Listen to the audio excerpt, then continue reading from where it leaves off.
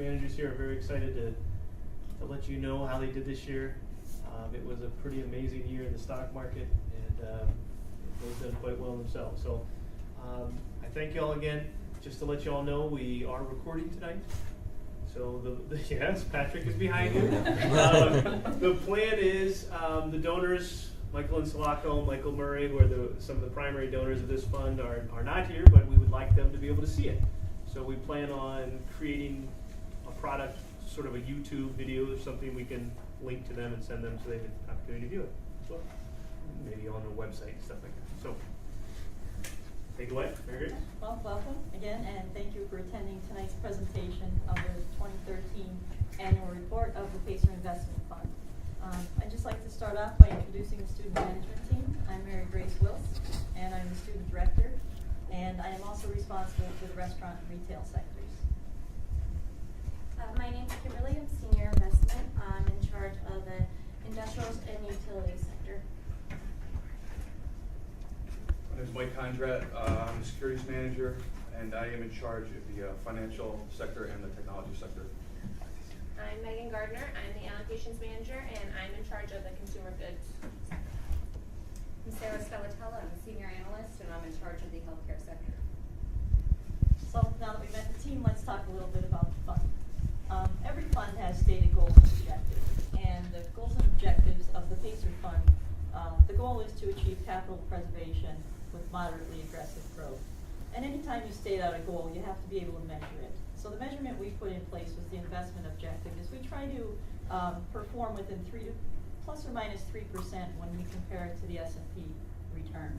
We also try to hold our portfolio at a similar risk level to the rest of the overall market. And we'll let you know a little later on in the presentation how the fund actually did. So in order to achieve our investment objectives, we have to make very good investment decisions. So our student managers use various methods for identifying potential securities.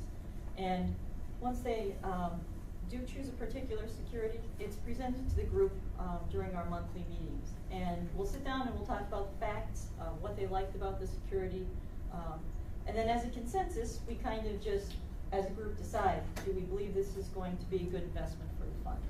And at that point, we make a decision, do we buy it or not? So, and if there's any time that anybody's interested in seeing what the current holdings in our fund are, we do have the Pacer Investment Fund website, and by all means visit it to check out the current holdings, and there's a lot of relevant information out there. And I wanted to talk to one of the tools that the Pacer Investment Fund managers tend to use. It's called a proposal sheet. And it's a multi-purpose tool. It's set up mainly to have a uniform way of identifying potential investments. But it's also like a snapshot of information that helps the student managers to decide if it's a viable investment option. And the view you see right now on the screen is really financial data. What we'll do is we'll go out to various financial websites like Yahoo Finance or MSN Money, and we'll pull in information from balance sheets and income statements and basically populate this template. The template has a second sheet that actually performs calculations based upon the information we copied into it. And as you can see, there's relevant financial ratios.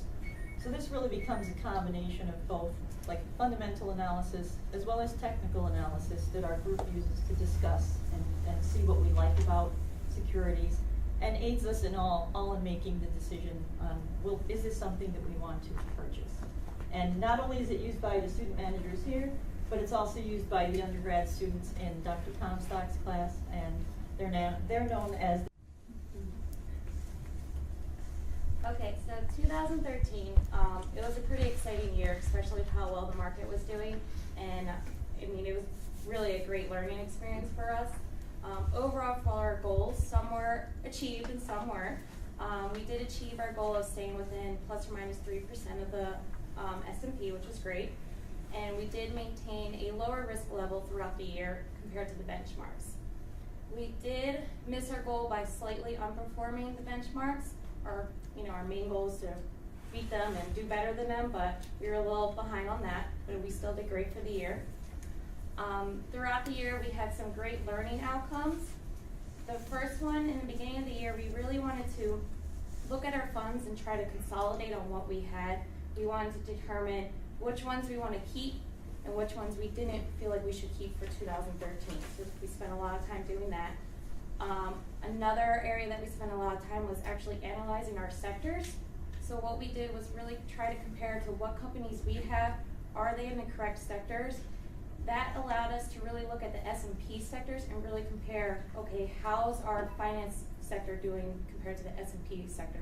That helped us a lot because we really got to see where we are strong in, which ones we were not as strong in, where we can improve, you know, how many companies do we have in each. So that really helped us, and we still use that throughout the year. We look at those benchmark sectors every time we meet, so that was a great improvement. The next thing we focused on was really trying to look for less known companies. We noticed that we had a lot of big name companies that everyone knew. There's so many different types of companies out there. We really want to try to find other ones that are not as common but are still doing great to really help diversify our portfolio. And then finally, the end of 2013 was really interesting. We came up with the issue of high prices. The market was doing incredibly well.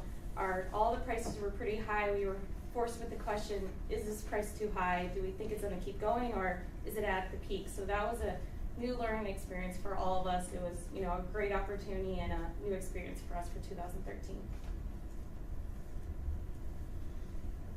Oh, sorry. This graph too, this really shows the profit for the Pacer Fund, the S&P, and the Russell. This is really great too because you can really see the difference between the Pacer Fund and the Russell. The Russell's really built up of smaller companies, so we really noticed how the difference between those two and how we don't have that many smaller companies. We're really more big name companies. And the really big thing too is our standard deviation and the Russell deviation. Ours is a lot lower, so we have less fluctuation compared to the Russell. So another goal that we're trying to work towards is finding those not as common companies, they're smaller companies, to really help with the fluctuation and be able to diversify our portfolio.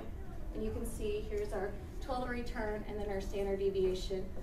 You can definitely see the difference between the Russell and ours. And you can see how well the Russell did this year. They did really great this year. Okay, this graph is our current holdings graph, just broken down per sector. You can see some of the current largest holdings we have is the one is retail with 29%, financial is 22%, and tech sector is 18%. So that's our portfolio broken out into a chart there. And then on the other side, you can see the beta per sector, the average beta per sector. And you can see at the bottom there, our whole portfolio average beta is 0.97, and that's in relation to, you would say 1 would be the overall market risk. So less than 1 would be less risky than the market, greater than 1 would be greater risk. So what we're coming against and we're realizing is we have a large portion, of our portfolio is in the retail sector, and the retail sector has a very low beta, which is 0.97. So our logic going forward is to try to possibly invest more into the financial sector, or primarily the technology sector, which primarily historically has a larger beta. So we can increase the portfolio beta greater than 1, and hopefully we could beat the market or be closer to it going forward. This slide is just a snapshot of our current holdings as of 12/31/13. As you can see, I would imagine 3/4 of those stocks you probably all recognize, and I think that's another concern going forward. A lot of these stocks, as they're well recognized and doing very well, a lot of this stocks that are in the Russell 3000 are the smaller stocks. Smaller companies are growing at the largest, and there's a lot more profitability within those companies for investment purposes. So what we want to do is going forward is try to get into some of this companies that are smaller size. And when I mean by smaller size, I mean market capitalization. They're smaller size firms, and try to get away from some of the bigger, almost conglomerates, which move slow and have a smaller beta. So that's just a snapshot there. And these are our winners and losers. Now, this is my favorite slide right here. And this is one of the things I've learned personally, and so is some of the managers, holding on to what you have, and looking at it as a long-term investment.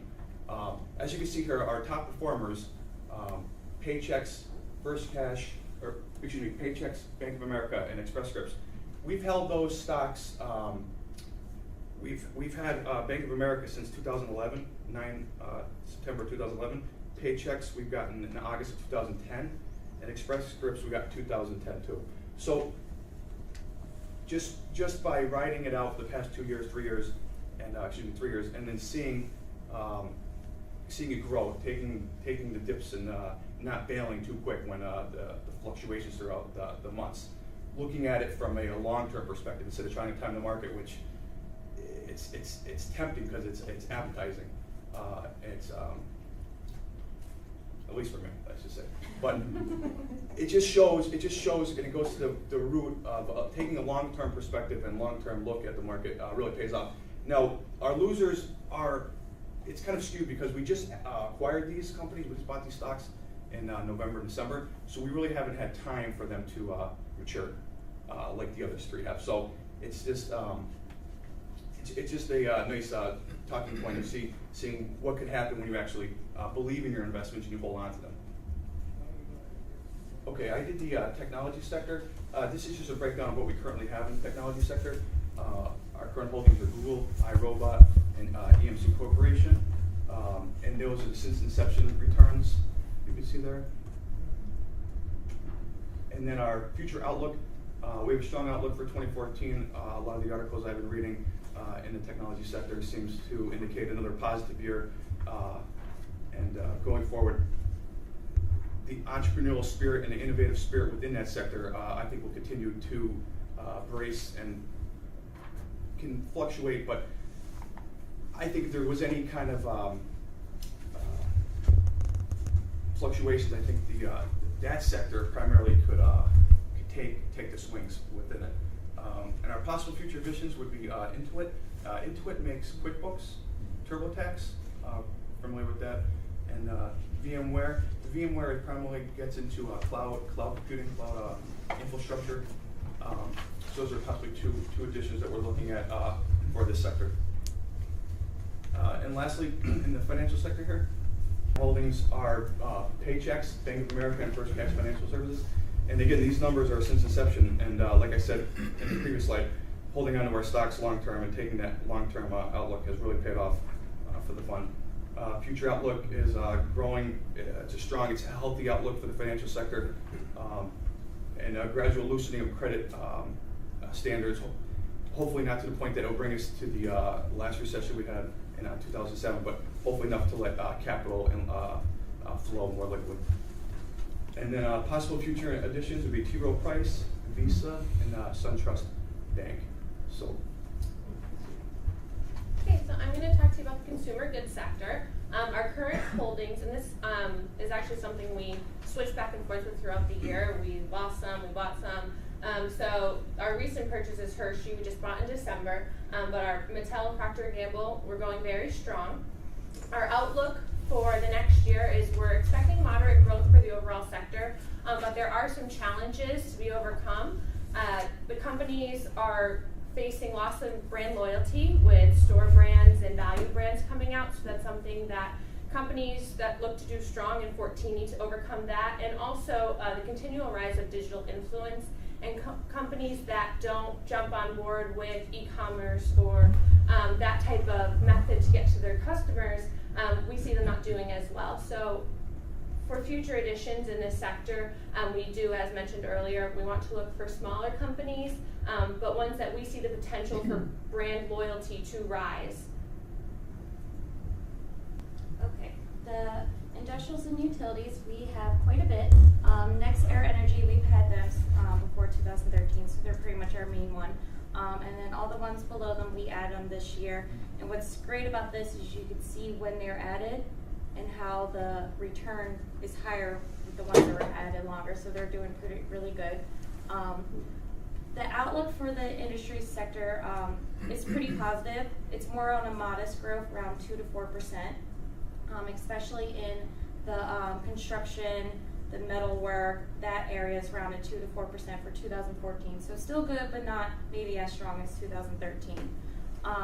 Especially for the U.S., they're really seeing a increased demand in natural gas and in crude oil. So within the U.S., just trying to look for companies that are not as big within those sectors to really help with achieve that modern growth for this sector.